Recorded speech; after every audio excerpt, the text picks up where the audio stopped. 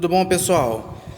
Hoje eu vou fazer com vocês uma prática para demonstrar, para provar, a existência de ácidos fortes e ácidos fracos, ácidos com diferentes comportamentos de dissociação em meio aquoso, tá?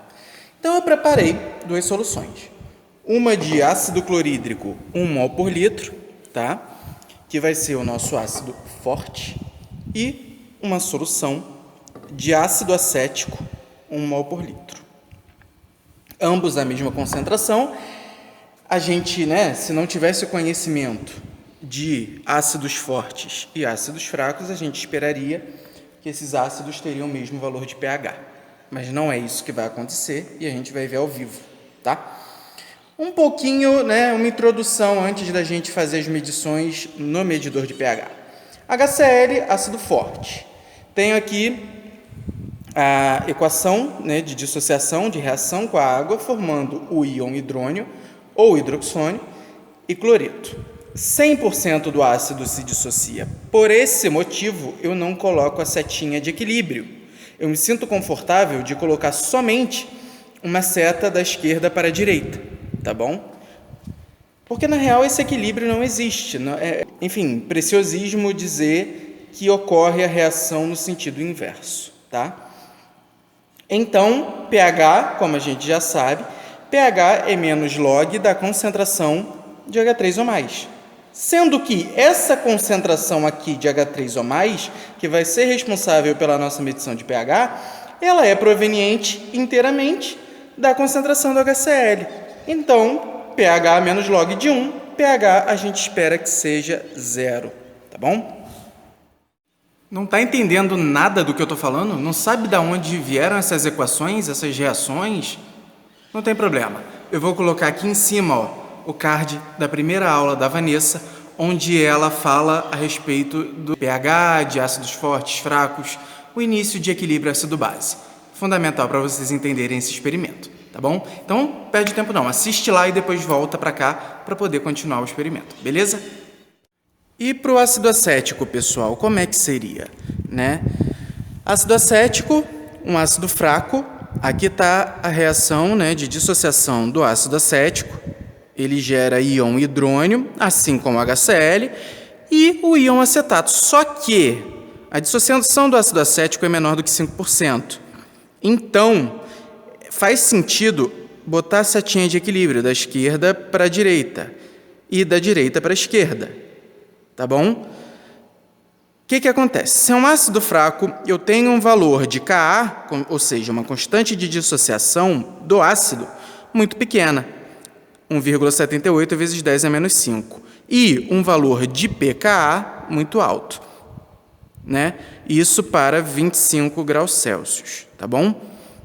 Quando a gente vai determinar a concentração de H3 ou mais de um ácido fraco, a gente utiliza essa equação de segundo grau. Só que olha só, a gente está trabalhando com um ácido de concentração elevada, que é 1 mol por litro. Nesse caso, esse produto aqui, eu espero que tenda a zero. Ele, matematicamente falando, ele vai tender a zero. Então, eu vou anular ele da equação. Então, concentração de H3 ou mais ao quadrado menos o valor de Ka vezes o valor da concentração do ácido é igual a zero. Vou tirar a raiz desse produto e venho para cá. Concentração de H3 ou mais é isso aqui, 0,04219 mol por litro. Não estou trabalhando, pessoal, com soluções padronizadas, tá? Eu estou trabalhando com soluções de concentrações aproximadas. Eu não padronizei as soluções.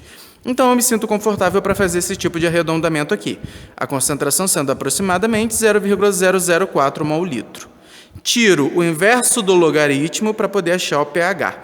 E tenho um pH esperado, um pH teórico, de 2,39. Vamos conferir no medidor de pH se esse valor se confirma. Uma observação. Em soluções muito diluídas, eu tenho que considerar esse produto, tá bom? Do concentração de H3 ou mais vezes a constante de dissociação do ácido. E aí, quando eu falo soluções muito diluídas, eu estou falando de uma solução 10 a menos 3, 10 a menos 4, 10 a menos 5 mol por litro, tá bom? Não é o nosso caso aqui, estamos com uma solução 1 mol por litro, bem concentrada. Pessoal, a mesma coisa a gente espera, né, para bases fortes, como é o caso do hidróxido de sódio, e bases fracas, como é o caso do hidróxido de amônio. Eu tenho aqui uma solução de hidróxido de sódio 1 mol por litro, certo? Eu preparei, nós vamos medir o pH dela também. E preparei também uma solução de hidróxido de amônio 1 mol por litro, tá? Nós vamos também medir o pH dela. O raciocínio é o mesmo, tá? Uma pequena diferença. Quando eu falo de bases, eu vou calcular, eu tenho, né, a concentração de hidróxido é igual à concentração da base. Nesse caso, eu não vou calcular pH, eu vou calcular pOH e dizer que pOH é inverso do logaritmo da concentração da espécie química básica, né? pH menos log de 1, pOH igual a 0. E o pH nada mais vai ser do que 14 menos o valor que eu obtive de pOH. 14 menos 0, 14. É o pH que eu espero, teórico, para uma solução de hidróxido de sódio 1 mol litro. Para a base fraca, tenho aqui o equilíbrio, certo, em água, com as setinhas da esquerda para a direita e da direita para a esquerda, dissociação baixa, tenho o valor de Kb, constante de dissociação da base, e seu respectivo pKb, ambos a 25 graus Celsius. Mesma coisa, equação de segundo grau, ao invés de íon hidrônio, eu tenho íon hidroxila, né? E ao invés de Ka, eu tenho Kb. Beleza? Novamente, as concentrações que a gente está trabalhando são muito altas, então esse produto tende a 0, vou eliminar da equação. Concentração ao quadrado, né, de hidroxila, menos KBCB, dando 0. Tiro a raiz disso, venho para cá, tiro a raiz disso e obtenho o meu valor teórico, né, de pOH. 2,39, se assemelha muito ao do ácido acético, não é o valor de pH do ácido acético. Mas pH é 14 menos pOH. Diminuo 14 de 2,39, tenho 11,61, é o que eu espero para a solução de hidróxido de amônio, 1 mol por litro. Novamente, a observação, né? Em soluções muito diluídas, eu tenho que considerar esse produto. Eu não posso excluir ele da equação de segundo grau. E para concentrações diluídas, reitero, 10 a menos 3, 10 a menos 4, 10 a menos 5 mol por litro, mais ou menos. E aí são exemplos, tá bom, pessoal? Vamos lá, pessoal. Agora, efetivamente, vamos fazer as medições, certo? Estou aqui com o eletrodo, certo, de pH, e estou aqui com o eletrodo de temperatura, tá? E eu vou passar eles aqui para a nossa solução de HCl 0,1, desculpa, 1 mol por litro, né? 0,1, é 1 mol por litro. Vou deixar o eletrodo estabilizar com a solução e vocês podem acompanhar o seguinte, ó, vocês podem acompanhar a medição, olha aqui, ó. A gente tinha calculado um pH 0, não é isso? Um pH teórico de 0.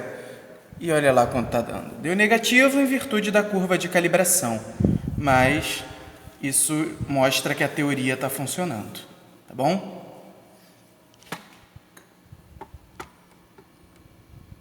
Pessoal, agora vamos medir o pH da solução de ácido acético 1 mol por litro, tá? E eu quero que vocês observem isso aqui, ó, o valor de pH. Ele tá dando, né, tá medindo para a gente 1,83, sendo que a gente calculou 2,4. Quer dizer, 0,6 a menos do que a gente calculou. Isso significa que a teoria não funciona? De forma alguma, pessoal. Isso significa que, provavelmente, eu coloquei mais ácido acético na solução do que efetivamente eu deveria. tá bom? Eu não fiz a solução de forma exata, né, com um grau de exatidão muito grande. É só isso que significa. Claro, tem a questão da calibração também do equipamento. De toda forma, a gente consegue observar que duas soluções de ácido, né, uma de ácido clorídrico, outra de ácido acético, na mesma concentração, 1 mol por litro, tem valores de pH diferentes. Uma deu 0, outra está dando agora 1,87. Essas variações de pH, né, vocês estão vendo agora na tela, elas acontecem porque o eletrodo, né, de pH ele demora a estabilizar um pouquinho, tá bom? Então pode ser que bata aí 1,9 e se a gente esperar mais um pouquinho chegue a 2, tá? Mas, ou não, ou talvez fique aí 1,9 mesmo. De toda forma, a teoria está funcionando, tá bom? Pessoal, agora vamos para a parte das bases. Vamos medir o pH do hidróxido de sódio, a solução de hidróxido de sódio, 1 mol por litro. Deixei os eletrodos ali, vou mostrar para vocês quanto está batendo.